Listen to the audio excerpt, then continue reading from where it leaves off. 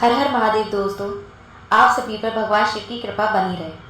हमारे चैनल नमो रुद्राय क्रिएशन में आप सभी का स्वागत है। जैसा कि आप सभी जानते हैं, आज बुधवार है और बुधवार का व्रत भगवान गणेश को समर्पित है। इस व्रत को करने से भगवान गणेश की असीम कृपा और समृद्धि प्राप्त होती है और बुध ग्रह से संबंधित सभी दोष दूर होते हैं, जिससे बुद्धि, ज्ञान, व्यापार, धन में वृद्धि के साथ साथ मनुष्य के जीवन के सभी कष्ट दूर होते हैं और विघ्नहर्ता श्री गणेश जातक के सभी विघ्नों को दूर करते हैं। तो आइए कथा शुरू करने से पहले भगवान श्री गणेश का वंदन करते हैं। ओम वक्रतुंड महाकाय सूर्यकोटि समप्रभ निर्विघ्नं कुरु मे देव सर्वकार्येषु सर्वदा। आइए अब कथा शुरू करते हैं। एक समय की बात है, समतापुर नगर में मधुसूदन नाम का एक व्यक्ति रहता था। उसका विवाह पास के ही नगर बलरामपुर की रहने वाली संगीता से संपन्न हुआ। वह दिखने में बहुत सुंदर और सुशील थी। एक दिन मधुसूदन अपनी पत्नी को लाने के लिए ससुराल पहुंचा। वह उसी दिन अपनी पत्नी को विदा करने की जिद पर अड़ा रहा, लेकिन उस दिन बुधवार था। पत्नी के घर वाले समझाने लगे कि बुधवार के दिन यात्रा करना अशुभ होता है, पर वह नहीं माना। संगीता के घर वालों को उसे बुधवार के दिन ही विदा करना पड़ा। उन्होंने मधुसूदन से कहा कि आप भगवान बुध और गणेश जी का पूजन वंदन कर लें।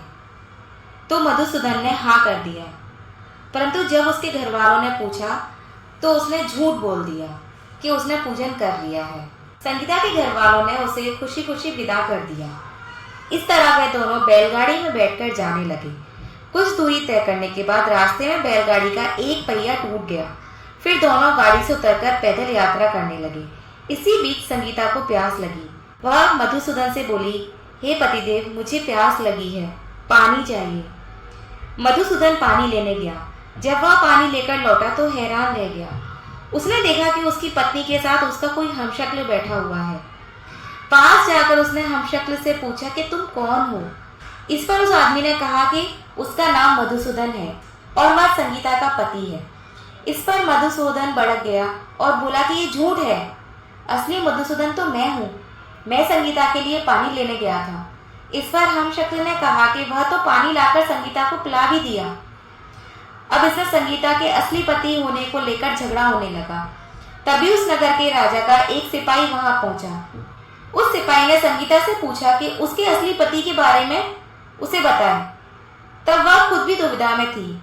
इस पर संगीता ने कोई जवाब नहीं दिया। फिर सिपाही ने उसको राजा के दरबार में पेश किया।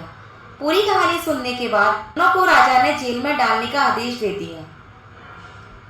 घबराया हुआ मधुसूदन उसके बाद बुध देव को याद करके क्षमा मांगने लगा। इसके बाद वहां आकाशवाणी हुई कि मधुसूदन, तुमने संगीता के घर वालों की बात नहीं मानी, बुधवार को यात्रा की और साथ ही साथ तुमने यह भी झूठ बोला कि तुमने भगवान गणपति और बुधदेव का पूजन कर लिया है। तुम्हारे इस अड़ियल बर्ताव से भगवान बुधदेव काफी नाराज हैं। उन्होंने ही ऐसी दुविधा पैदा की है। तब मधुसूदन ने नम्र आवाज में कहा कि हे महाराज, उससे बड़ी गलती हो गई। वह आज के बाद से कभी भी बुधवार को यात्रा नहीं करेगा और हमेशा बुधवार के दिन व्रत भी रखेगा। क्षमा मांगने पर बुधदेव का क्रोध शांत हो गया। भगवान ने फिर मधुसूदन को क्षमा कर दिया। राजा के दरबार में मौजूद उसका हमशक्ल भी गायब हो गया। बुधदेव की कृपा से राजा ने फिर से मधुसूदन और संगीता को विदा कर दिया। राहत महल से जैसे ही वे आगे बढ़े तो रास्ते में बैलगाड़ी भी सही सलामत मिल गई। दोनों एक साथ खुशी खुशी अपने नगर लौट आए। इसके बाद से वे हर बुधवार का व्रत रखने लगे। उनका जीवन सरल और सुखमय हो गया और उन्हें उनके कारोबार में भी उन्नति मिलने लगी। इस प्रकार जो भी भगवान का व्रत और पूजन करता है, उसके सभी विघ्न दूर हो जाते हैं। इस व्रत के पुण्य प्रभाव से घर परिवार में सुख समृद्धि आती है, साथ ही बुद्धि तेज होती है। जो व्यक्ति लगातार 7 बुधवार व्रत कर भगवान गणेश की विधि विधान पूजा करता है, उसके घर में अन्न के भंडार और धन की कोई कमी नहीं रहती। वैदिक ज्योतिष के अनुसार इस दिन व्रत रखने से कुंडली में बुध ग्रह की मजबूती होती है। इस प्रकार कथा संपन्न हुई। अब हम सभी की भगवान गणेश और बुद्धदेव से यही प्रार्थना है कि जिस प्रकार उन्होंने मधुसूदन के सभी विघ्नों को दूर किया, उसी प्रकार बुधवार का व्रत करने वाले प्रत्येक व्यक्ति के विघ्नों को दूर करें और उस पर अपनी कृपा दृष्टि बनाए रखें।